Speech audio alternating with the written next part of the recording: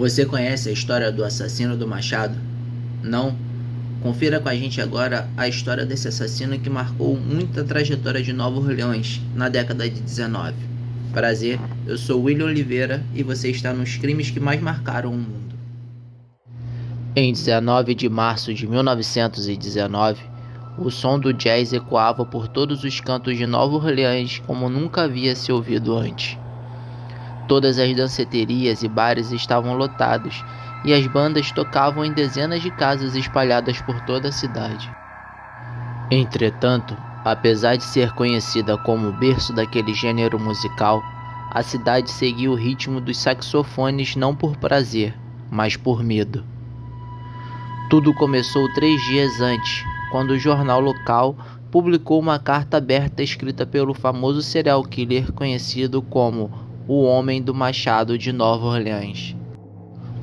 O cruel assassino já havia matado antes e ameaçou fazê-lo novamente no dia em questão, às 12h15, caso descobrisse alguma casa que não tocasse jazz.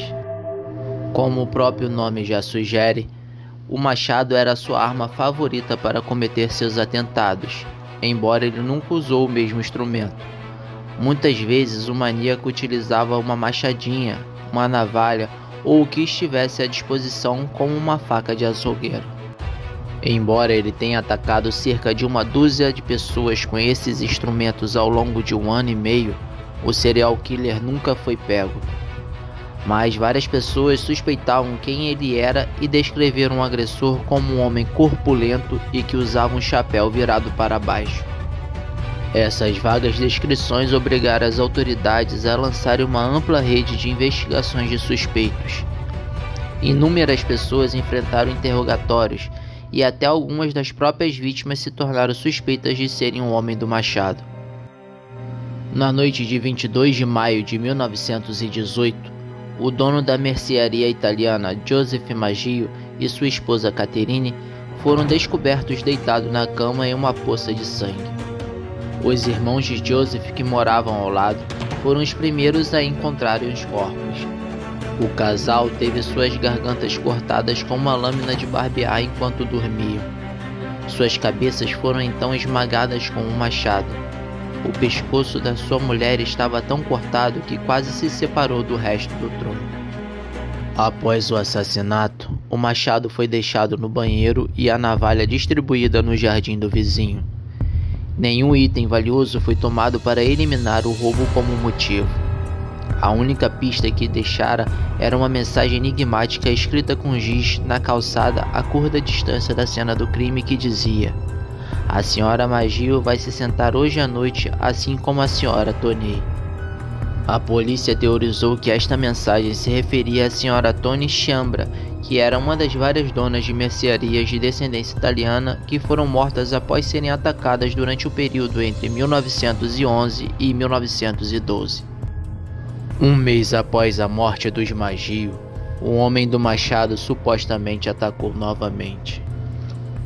Novamente os padrões do crime anterior se repetiam, e novamente os suspeitos investigados, mas todos liberados por faltas de prova. O próximo crime ocorreu em agosto daquele mesmo ano, desta vez uma mulher grávida chamada Sra. Schneider. Depois de um longo dia de trabalho, o marido voltou para casa e encontrou a esposa coberta de sangue. Seu couro cabeludo havia sido cortado e alguns dentes arrancados, mas ela ainda estava viva. Felizmente, ela recuperou a consciência, mas foi incapaz de identificar o criminoso.